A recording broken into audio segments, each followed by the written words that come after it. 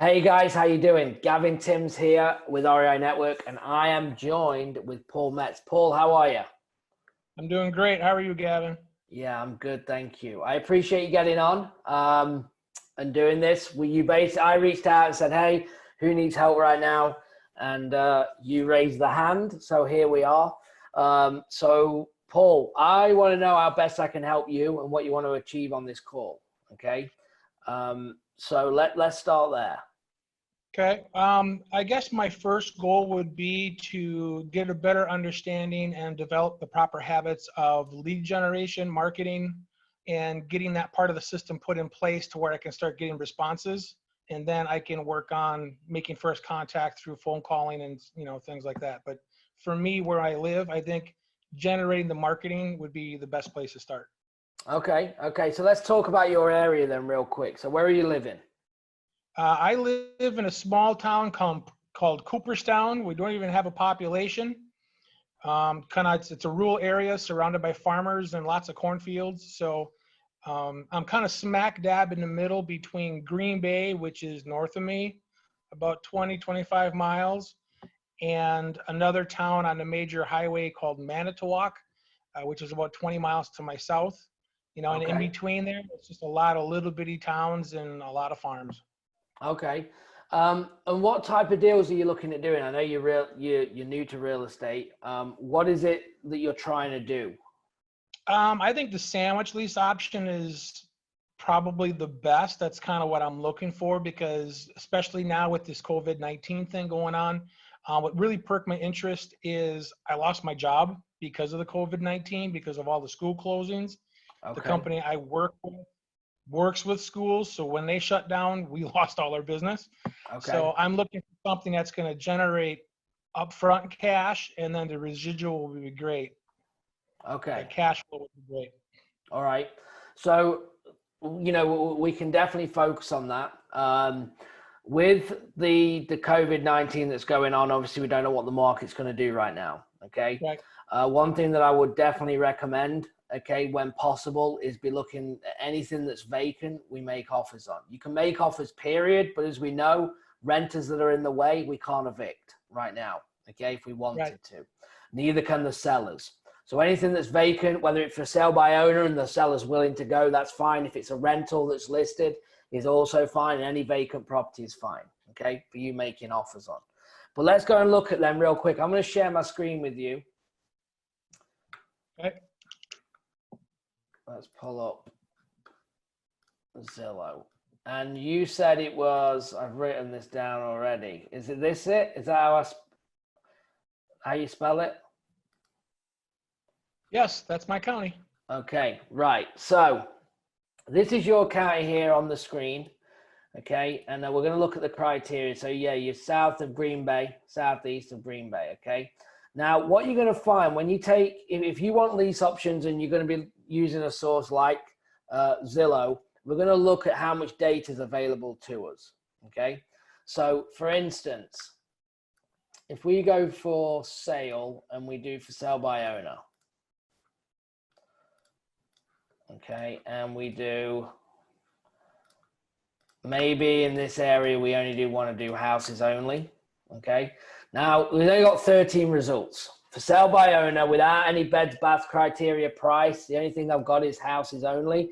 Now, if you were in an area, and I don't know this area, so maybe again, you can correct me if I'm wrong, but normally your townhomes and your condos and stuff like that is going to work better in like beach towns or tourist areas. If you're not in that, then maybe start with houses. Now, the problem we're going to run into is we have a result of 13 here for sale by owners. And if we actually go and look at the rents, we have 5 rentals for houses, okay, with no criteria. So obviously that's not going to be enough. So the first thing that we need to do is that if you're using this as a lead source, we need more data. So how are we going to do that? We've got to remove the boundary, and we're probably going to have to take into account these areas, the Green Bay and surrounding areas. We can even back off, okay, and start taking it by county. We can do it by the whole of the state. And as you see, as I start to back out, you see how the number starts to grow. Correct. Yeah. Okay, and let me just make sure I've got no filters on here. Just resetting all my filters. Okay. And I'm just going to do houses only to start with. So there's 580 houses on my map right now, okay, that we could message. All right. So we need to make sure that there's going to be enough criteria, like I said. Now we're obviously over here. If we don't want that, we can drag it this way. There's 531. We can even go out even more if we want. We could put the whole of Wisconsin as in the whole of the state if we wanted to, and pull it by state. Now, one thing that I know is going to come up, I'm just going to bring myself back here. One thing that I know is going to come up is that you're going to probably say, being new, well, I want to start immediately in my local market. Well, that was the goal, but like I said before, it's such a small market. I'm going to have to expand, you know. Yeah. I'm just going to have to get comfortable reaching out further. Yeah. And you're in a good spot because you can actually, you can actually start off learning just the right way. Okay. Because you don't have any other habits that we're trying to get over. Right. So you can start in your area, but then we have to expand. If we're going to use Zillow, for instance, we haven't got a choice. You know, we can go on to ListSource and we could look at pulling a list in the county and see how many like absentees that we would have, but we're going to run into the same problem because of the population being so low before we have to hit Greenville and so on. Okay. Now, so that'd be one thing that you need to do. So obviously you want to focus on sandwich lease options. Right now, you want, in my opinion, we don't know what the market's going to do. So I would be in the training, we talk about 15% equity on a sandwich lease option. Okay. Now in this current time, I would probably try and get 25% equity, me personally. Really? Okay. Okay. And that's just because that's just my gut feeling on it. I'm not saying that's right or wrong. That's just kind of the feeling that I have. All right. Because there's going to be more action taking place. Sellers are going to be coming more available, wanting to move forward.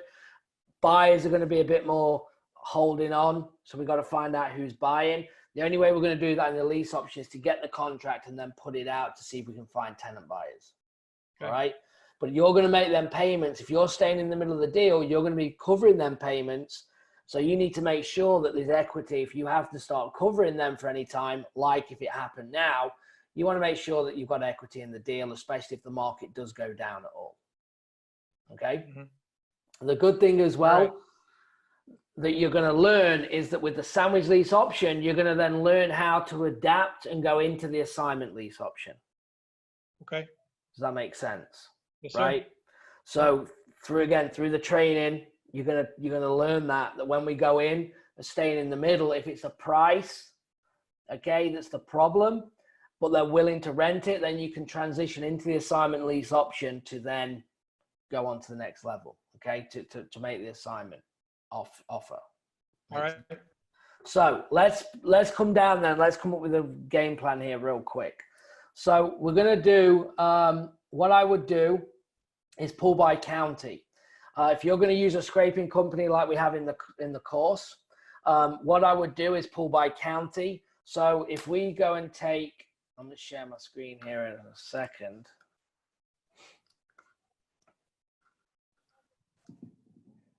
Let me see if I can get.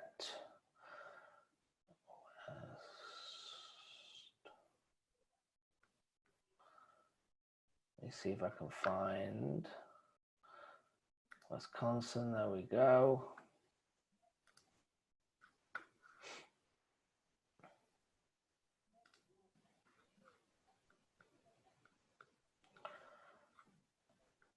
Let me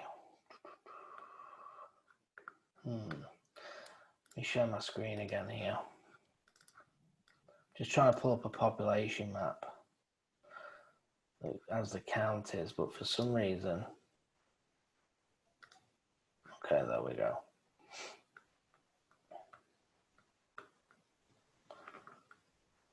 Okay, so where are you? You're over here somewhere, right? No, you're down. You're too far north, right on the lake shore, right there. That's my Okay. home. All right. Okay. So here is your county. Now you can see this one is obviously where the most of the population are. The darker it is, and then it goes into lighter, right? So you could be hitting pretty much all of these counties down here if you wanted. So using a scraping company, I would probably start with yours, and I would do all these ones in here. And then if you need more data, then you would also go on to these counties as well. Okay. All right. So you can cover all of these, and then we're going to create criteria for these. So you can literally, if you're using a scraping company, you can go one by one. We could do Brown County if we wanted. So you could actually look it up. If we wanted to pull Brown, we could find out what's in Brown for that criteria as well. Okay, but what we are relying on, what you're going to find here is only 59. So we're going to need to use all of these counties to get up there. And at that point, maybe you're saying, well, okay, is it easier to pull the whole state? Maybe, to give us enough data. But to start with, that's what I would look at. Let's start with these, and then we're going to go in and we can then start selecting these by county, and you're going to see how many. So if we've got 59, and then for rent, oops, we have 18. Okay, and that's just for Brown. So then we could go again onto the next one, and so on. Obviously, like I said, the population is going to be here. This one's going to be a kind of super heavy. We Right. can even, yeah. So if we remove boundaries, you're going to see a lot of activity here, look, compared to up north. Make sense? Yep. Okay, so let me bring you back again. So we're going to do that. So you're going to pull by county. You're going to go and select your county, surrounding counties, and feed off that until we get enough data. You at least, as a test run, you really want to be going a minimum of 1,000. Okay, to give you a good run, and then even if you are then, let's say you're messaging 50 a day to 100 a day, potentially depending on how much phone time that you want, you can see when you're going to need more criteria again, right? So you're going to use that. You're going to use the scraping company that we recommend. You're going to get a minimum of 1,000, maybe half and half. If it's 3,000, don't worry, take it, right? There's no written rule here. The more we can separate it, you're still going to then message so many. Then what you're going to do, so we've got the county, we're going to scrape the data. Once we have the data, you're going to load the data. Are you using REI Simple? Yes. Okay, so you're going to create, I would do 2 campaigns to keep it real clean here. I would do a for sale by owner campaign and a for rent campaign. Okay, then you're going to take, and I want you to start off slow and you're going to build into this. I only want you to make 20 SMS broadcasts at a time. Okay. Okay, so 20 SMS broadcasts at a time. You're going to send 20, you're going to deal with the responses.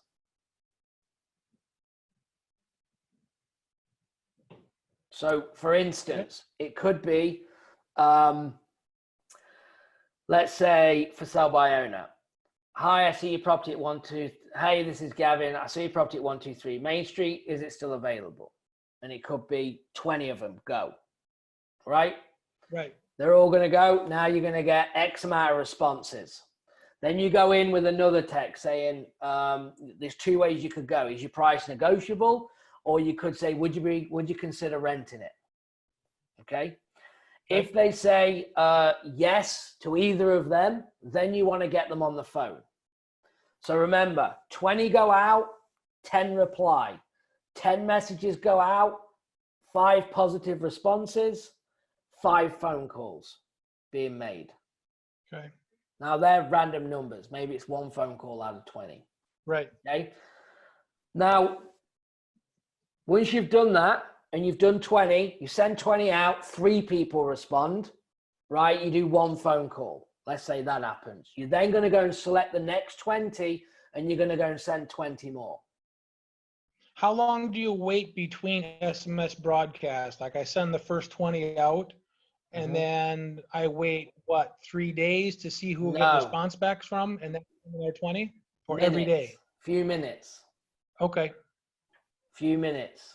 Yeah. If you're not getting anything back, 5 minutes, right, and they're not flooding in straight away, then send 20 more. Okay. Okay. And then if they start to come in, you can hold off and deal with them. Well, the problem, common mistake is people go 100, 200, 300, and then they get inundated with responses, and then they get super overwhelmed and they can't handle it. Yep. Okay. So 20, few minutes. If nothing's coming in, all right, 10 minutes, because time's money. Let's go and send another 20 out. Right. And then send a 20. And I know within 60 messages off Zillow, you're going to get responses. Okay. Okay. So that's for sale by owner. The same with rentals. Now, one thing I want to tell you with rentals, okay, is you're going to get a lot of autoresponders, a lot of property managers, and a lot of realtors. Expect it, because it's going to happen. All right. If you're getting the property managers and the realtors, you can still have conversations with them. You still want to build good rapport with them. Right? Have they got any other deals that you can do a rent to own on? Have they got anything off the market that needs a lot of work that they need that you could make an offer on? Right? If it was a cash deal. All right. You could do that. Anything with an autoresponder, what you need to do is there's a couple more steps. You're going to look up the property.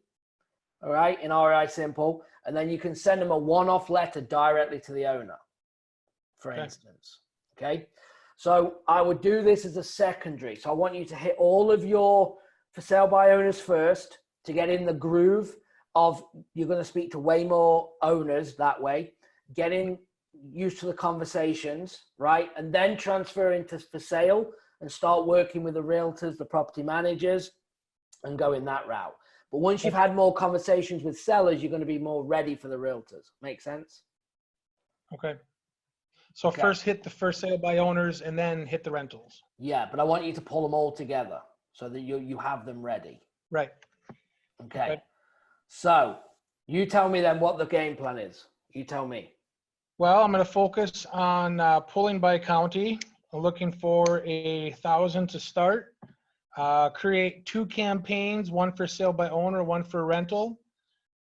Send out a batch of SMS at 20 at a time, and do that every 10 minutes or so until I get enough leads for me to handle. Absolutely. Awesome. And the big thing is there, just one thing to add, when the messages come in, you're only allowed 2 to 3 messages before you have to pick up the phone. Right. Okay. I want you to go straight into a phone call. Do not ask for permission to call them. Okay. Call them. If they don't answer, you will follow up with a message and say, hey, sorry, I just tried to reach you because I had a few questions. When's a good time to talk? Okay. So after I send the SMS, they respond with a positive response. I call them. I don't message them to set up the phone call. No, call them. Okay. Okay. And they will say, oh, I can't talk right now. Okay, when's a good time to talk? You can have that conversation. Okay. Okay. Don't give them the chance. If they're engaging with you, especially right now, people can probably talk right now more than ever. Right. So call them. Okay. Right? Saying like for the for sale by owners list that's going to get generated, do I have the same approach if they come up as a pre-foreclosure, or just a straight for sale by owner? Well, if you do a straight for sale by owner, you're not pulling foreclosures in or pre-foreclosures. The problem is with pre-foreclosures is that you're going to have to bring it current. Whatever they're being foreclosed on, they're behind on payments. Where bearing in mind, no one's going to be foreclosed on now for a few months, period, with what's going on. Right. So, but yes, with for sale by owner, with pre-foreclosures, you have to be careful of that you don't get too far, if they're too far behind on payments, that you're going to have to bring that current, which is going to eat into profit. So I don't really, focus on that. Okay. All right. Good. Perfect. So that's what I want you to do. So good luck with it, and let's get on it. All right, I got it written down. I'll get busy with it. Awesome. Okay, Paul, hopefully that helps. I appreciate it. I appreciate your time. Thank you. No, thank you. All right, bye-bye.